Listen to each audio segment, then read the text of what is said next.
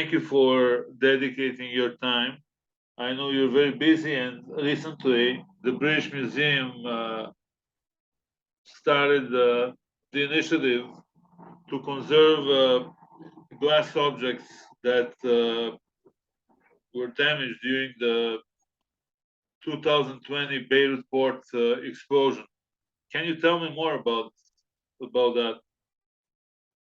Sure. And look, thanks for speaking with me. It's always such a pleasure and a privilege to speak to the Jordan Times. So on August the 4th, 2020, of course, there was that massive explosion in the port of Beirut, the largest man-made non-nuclear explosion ever in history. And the next day, our director at the British Museum, Dr. Hartwig Fischer, calls me and one of my other colleagues, and Lebanese curator called Zaina Klink-Hop, and he asked Zaina and myself to basically work out what cultural damage there had been and identify ways in which the British Museum could lend support. And so what we did over the next several weeks was talk to colleagues and contacts in Lebanon, and we realized that where the British Museum could perhaps offer its best support was in response to a request from a remarkable curator at the Archaeological Museum at the AUB, the American University of Beirut. The lead curator there is called Professor Nadine Panayot. And Nadine had talked about one case that had been pushed over onto the stone floor by the force, the shockwave of the blast. And this case didn't contain stone vessels or anything, robust bits of statuary. It, of course, contained 74 eggshell-thin glass vessels from the Roman, Byzantine, and early Islamic times. So 72 of those 74 vessels were smashed into thousands of shards on the stone floor, and mixed into all of that mess of glass was broken bits of glass from the vitrine, the case they were in, and of course from the surrounding windows. And I mean, imagine having 72 jigsaw puzzles, throwing all the pieces together in a pile, mixing all the pieces up, taking out random pieces, throwing in random pieces from different other puzzles. And that was the situation that Nadine and her colleagues were facing. So just to bring a very long story to a very short conclusion, Nadine and her colleagues had to start by doing puzzle work. So they identified which pieces belonged to which vessel. And then, because this was, of course, in COVID times, we couldn't send a conservator out to travel. So 8 of those glass vessels were sent, very carefully packaged, sent to the British Museum. And our conservators here undertook conservation, very careful, very painstaking conservation of those 8 glass vessels. And we did this with a wonderful, wonderful, wonderful Lebanese colleague. Her name is Emma Burizik. She's employed by the AUB Museum, and she came over for 3 months as part of a training program around glass conservation, but also sort of around museums more generally. And so together, the BM conservation team, Emma, took those glass shards and reconstituted those glass vessels. And why I think we're telling you this now is because last week, we opened a short exhibition on these glass vessels, telling the story of Beirut, and particularly the story of the bombing, well, not the bombing, the explosion of Beirut from 2020. So if anyone happens to be in London, right up until the 23rd of October, I really warmly invite you to come into the British Museum and find this single room exhibition, because it shows these 8 completed glass vessels, beautifully lit, within the context of this new story to do with the explosion. And I think, to me, one of the most moving bits that this exhibition has to tell, one of the most moving stories, is the fact that none of the vessels are now 100% complete. They all contain missing scars, missing bits, which of course have been lost. And our conservators had a choice. Do we reconstruct those bits and do it as subtly as we could, or do we leave them blank? And of course, we asked Nadine and her colleagues at Lebanon how they would want us to proceed, because the objects are Lebanese and we needed their directives. Nadine said, no, leave them blank. These now act as scars, and these scars and these objects tell the story of the explosion in a way that's so much more evocative than 100 words of text on a label could ever do. It makes sense. Yeah, so that's the story of that project. It's like a statement when you leave these vessels incomplete. It's a statement about the Beirut Port Explosion of 2020. We had both privilege to attend the conference of the international conference on the history and archaeology of Jordan in Irbid a few weeks ago. And previously, you had a season in Khirbet Um Al Ghozlan where you studied olive oil structures and olive oil factories from the Bronze Age. What kind of new findings occurred in the spring of 2022 after a long hiatus caused by COVID-19? Yeah, it was really good being at that conference a few weeks ago up in Irbid at Yarmouk University. It was so much fun just to be surrounded by Jordanian international colleagues who just all love the archaeology of Jordan. It really gives me a buzz. It's great seeing you there too. Khirbet Um Al Ghozlan is a site that dates to the end of the early bronze period, called the early bronze 4 period. What that means is somewhere around about 2500 to about 2000 BC. So, 4,500 years ago. And it's located in the middle elevation, so about 400 meters above sea level, in the Wadi Rayyan, formerly known as the Wadi Yabas, up in North Jordan. So this is the wadi that drains Ajloon down into the Jordan Valley, very close to the village of Kuf Rabil. And we've been working there now for 3 seasons because my colleague, Carolyn Cartwright, who works here at the British Museum, and myself, we had a hypothesis, I guess, a research question, that this very small site is really, really small. It's less than 1 dirham in size. Yet it's surrounded by an enclosure wall, which is quite monumental in one segment. And why on earth would you enclose to defend such a teeny tiny site? And our idea was that this isn't a settlement site. This isn't a village inhabited by people all the time. This is actually a specialized site for olive oil production, because these middle elevations of the, in this period of the early Bronze 4 period, we saw people coming to these upland areas seasonally, October, November, just like they do today, harvesting the oil, and of course, storing the oil in jars almost like a bank vault in the landscape over the course of several weeks as the harvest continued. And in the early Bronze 4 period, olive oil was one of the most precious commodities that you could have. So to have all of this olive oil together in one place suddenly was really an important charged node in the landscape that had to be protected throughout the course of the harvest. So we're not talking, protections from armies or anything, but a couple of young guys leaning on their spears, sitting on the city walls or the village walls, playing games on their mobile phones or whatever, but just making sure that it was enclosed. So the first 2 seasons we did in 2017, 2019, we were really looking at the storage areas of this. So we're looking at where all the olive jars were cached or caged together in small storage elements, and finding so many storage jars after storage jars, really articulating and illustrating that this proposal that there was a storage site was actually very true. What we did this last season, we were there in the spring of this year, as soon as we could get back after the COVID restrictions had been lifted, was to excavate just slightly down, so slightly on another area of the site. And what we found was entirely different, a very, very different flavor of archaeology.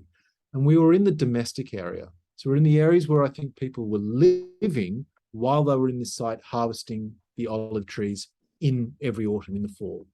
And so these were smaller structures with fireplaces, more things like cooking pots, fewer things like storage jars, and more common everyday stuff that you would expect people to have while they were up there harvesting their fields or harvesting their orchards, as opposed to the actual storage unit itself. So now, even though it's a really, really small site, we can speak quite specifically about different activities going on, the different activities of the enclosure wall and defense, different activities of the actual storage compounds and keeping the olive protected, and then different activities of living every day, cooking and eating and sleeping for the maybe 1 month that they're up there every year. So we're talking seasonal occupation.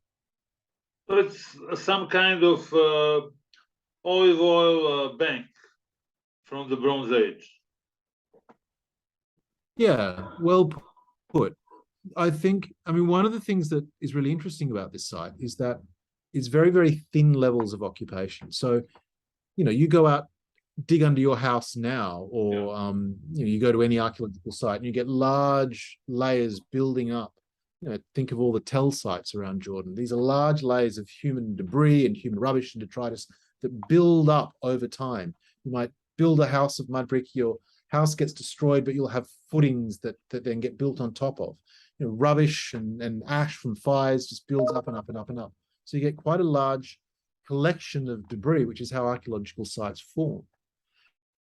At Khirbet Um Ghozlan, we don't get any of that. We've just got one single, it's only about 5 to 10 centimeters thick, single lens of occupation. That's it. We've got walls that are built up to sort of 5, 6 courses high of stone surviving in some areas, but the floors where people were living and walking is really, really thin, and there's no build-up of occupation. And on these floors is where we're finding all these storage jars and other artifacts. And that, to me, as an archaeologist, says people weren't here for very long, and they weren't living here indefinitely. This, rather, I think, is quite an unusual archaeological site in that people are coming, living here very briefly, and then moving away. So you don't get that build-up of material. And that, I think, is a signature of what seasonal sites might look at, things that people are only going to for the olive harvest. And even though this period, this early Bronze period, is sort of 500-600 years long, somewhere in that 600 years, the site was being used, maybe for only a generation. We're not quite sure, and this is where we really need to go into our next step, which is some radiocarbon dating. But it's a very short, sharp, punctuated moment in Jordan's early Bronze history that tells us a lot about olive oil harvesting and the development and the collapse of cities. How many structures are at Khirbet Al Ghozlan? Yeah, it's a really good question. So I said about the small size, we didn't quite know how large or small the site was. So what it is the site sits on a small knoll or a small hill overlooking the wadi, and on sort of 3 sides of that it drops down sharply, and then on one side where you access the site from a ridgeline, that's where this enclosure wall is super monumental, which is protecting access. It's just controlling who can come on or who could come off. But the enclosure wall does continue around the entire hilltop, and that stretches, it's sort of an oval shape, but it's about 100 meters long, about 50 meters wide. So we're talking less than 1 dirham in size, 0.4 hectares. But one thing we did this last season was to conduct test trenches. And that was, we opened sort of small squares, only 1 by 1 meter, and in about 10 different intervals throughout the entire site to work out, well, was this entire area occupied, or was it really just one area? And what we've worked out is that the one half of it, the southern half, there's no occupation at all. They've enclosed it to keep it on the same sort of contour level, but actually people are only living in the top half of this. So it's even smaller than we thought. So maybe in terms of occupation, 0.2 hectares, half a dirham, really, really small. Within that, there are at least 2 structures that are storage compounds, which are full of these storage jars. And then just next to them, and this is the domestic area where we were working. It's really interesting because there's sort of a large flat level of bedrock, which makes the hilltop. And they've constructed, like the spokes of a wheel, various rooms going around the edge of that, like a circle, with radiating walls coming out, and they've infilled them with rooms like a wheel. And then in the middle of this area is an open courtyard, probably for activities. So there's not actually that many structures there. So, we don't quite know how many houses complete. There are certainly several rooms, but I guess the main takeaway point is that there's not many. It's really small, really discreet. And that is quite exciting to me, I think, as an archaeologist in Jordan, because traditionally, Jordanian or international archaeologists working in Jordan have focused on the big sites, Pella, Petra, Jerash, all of this sort of stuff. Really, really important sites. But what Khirbet Ghozlan is saying is that actually there's a lot to be said from these tiny, tiny sites throughout the landscape that are often overlooked, but we've never really given them a chance to speak. And if we excavate them sensitively, come across with good research questions, what they have to say is just as informative as those bigger sites. We just got to approach them slightly differently.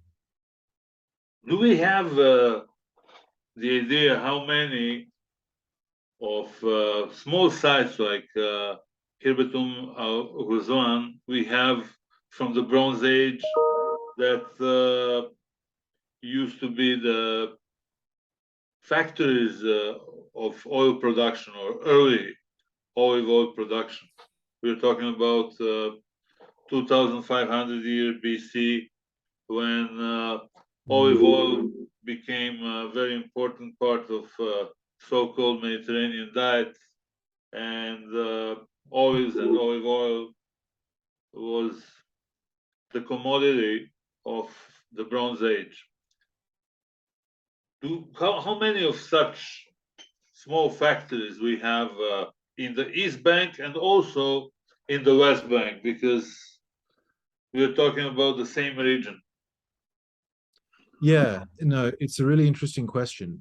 And as I'm sure most of the listeners to this podcast would know, olive trees don't grow well in the bottom of the Jordan Valley, particularly in ancient times before we had the canals and the water management, because the Jordan Valley would flood every winter, and standing water or still water and olive trees doesn't go well together because the olive roots rot. So olive trees need to be on well-drained areas, and the Goldilocks, the perfect zone for olives, is somewhere between about 200 meters above sea level to about 800 meters above sea level, in places that get a reasonable amount of water but well-drained areas.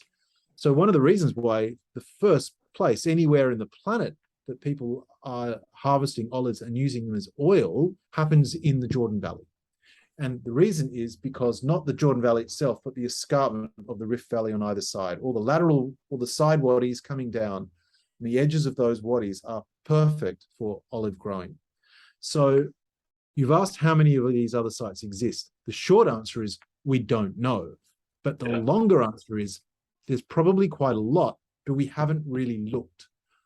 Because, of course, we've always been focusing on the big sites.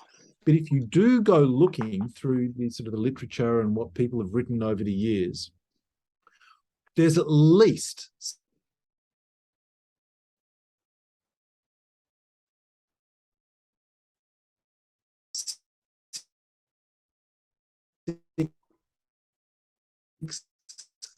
other sites that are like Khirbet Ghozlan. They're all tiny, so I suspect the phenomenon is actually a lot more widespread than we've really thought. And it's not that these things have been lost, it's just that our focus has been so concerned about the larger sites. When we, like holding up one of those eye puzzles with all the dots in front of you, as you're looking at an image of, a clown on a unicycle in front of the Eiffel Tower. I think it's the same thing. I think we've got all the evidence to understand these, but we haven't really been looking at it in the right way.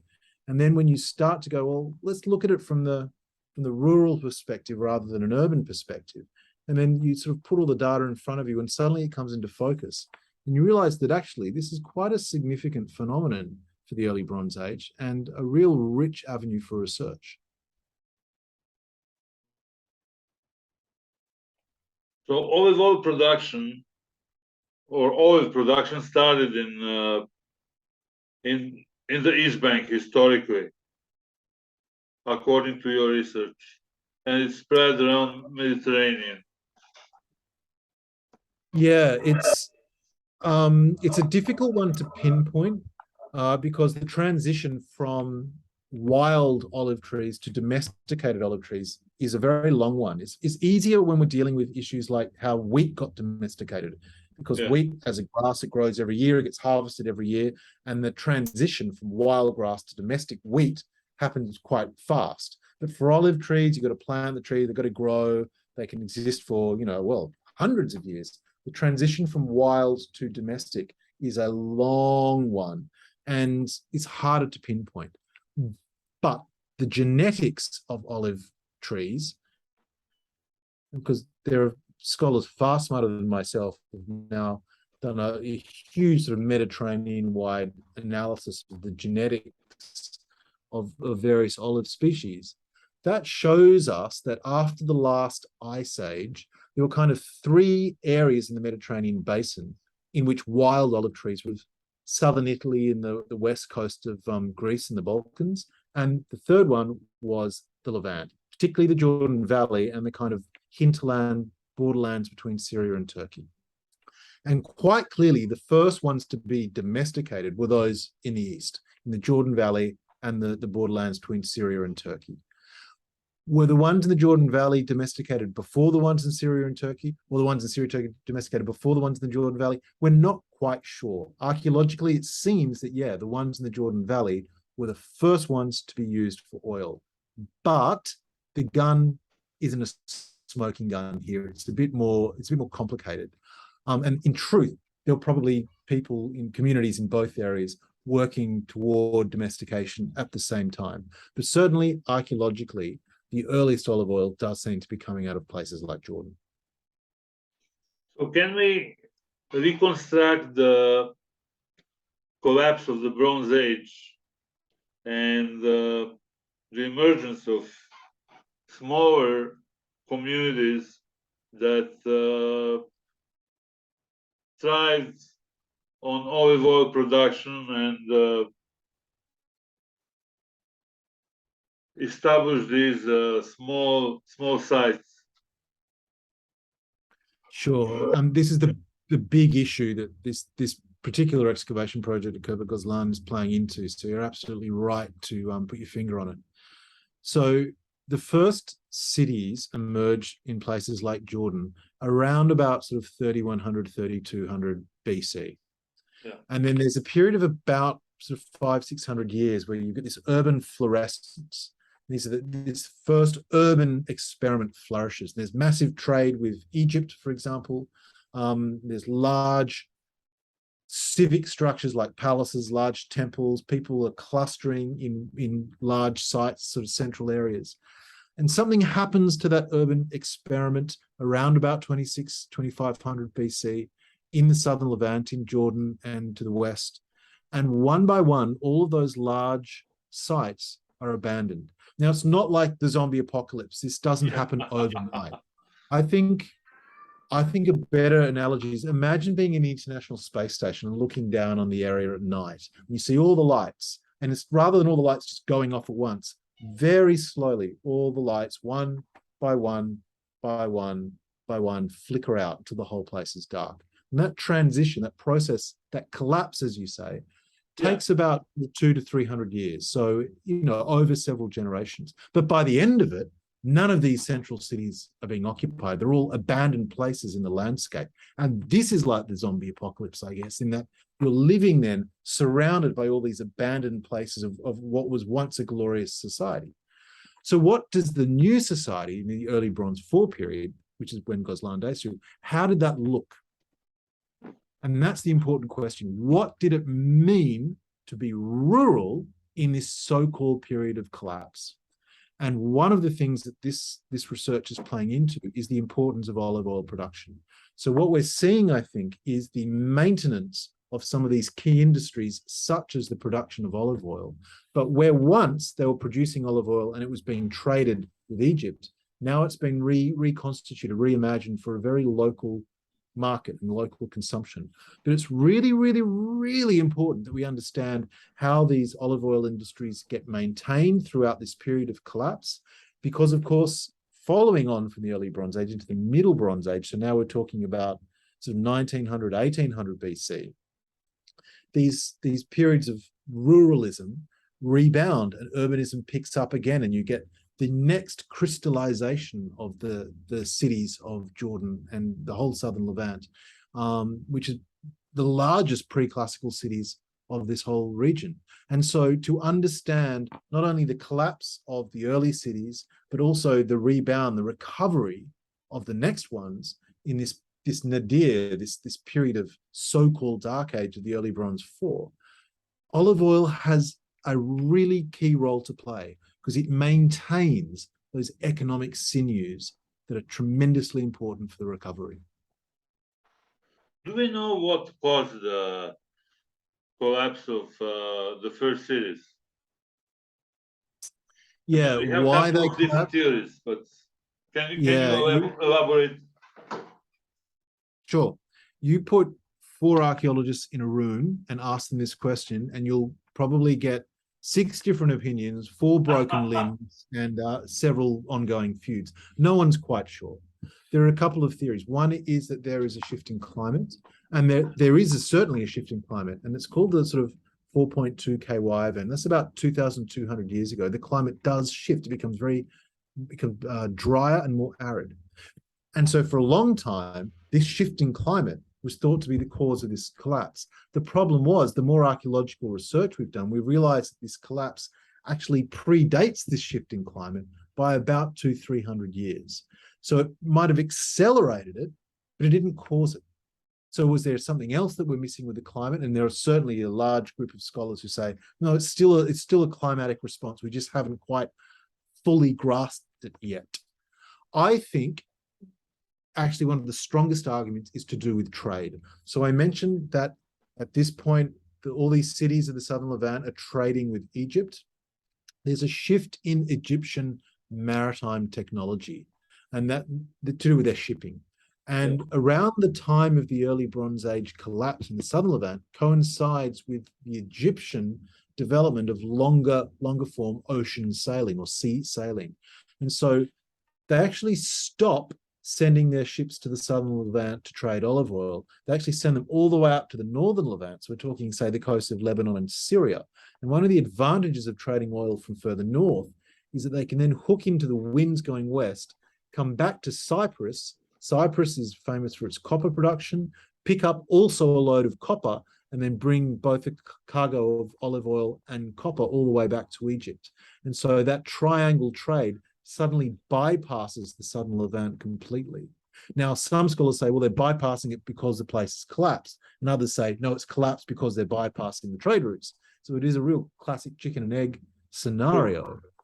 But for a society that perhaps flourished on the back of this trade, to suddenly have that trade rug ripped out from amongst them, that might have been enough just to push it on the edge, to make it a bit more flimsy. And then when these climate shifts as well, to really push it over the abyss and send it off into this sort of collapse for the next several hundred years up until eventual recovering in the Middle Bronze Age.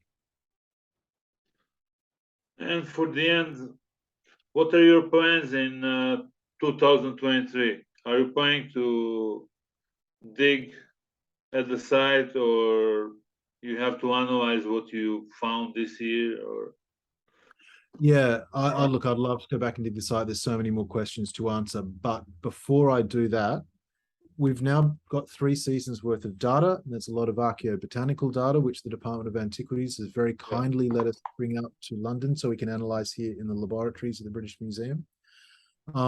And I think it's really, really important that we publish what we found already so that we can share these findings with the rest of the scholarly community. And we do that soon, because if we don't, then what happens is you get a very large backlog of unpublished data coming out, and it gets harder and harder to publish it because it builds up and becomes bigger and bigger and bigger.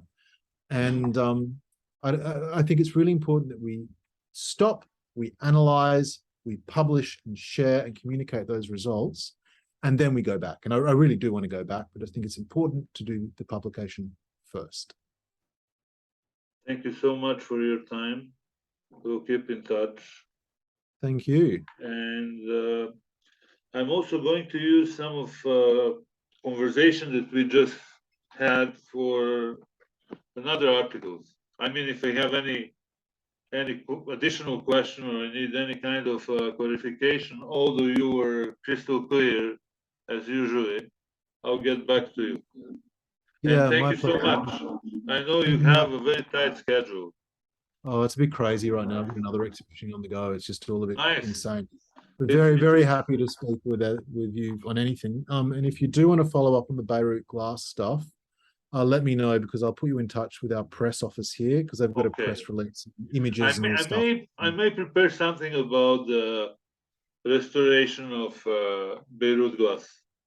I'll Okay. check. Well, yeah. Do you have my We can actual definitely. email? Yeah, I do have your Okay. email, and Yeah. we Just send can me an definitely email talk rather about than a that. Facebook message, and that would be the best way to go forward. Cool. Thank you so much.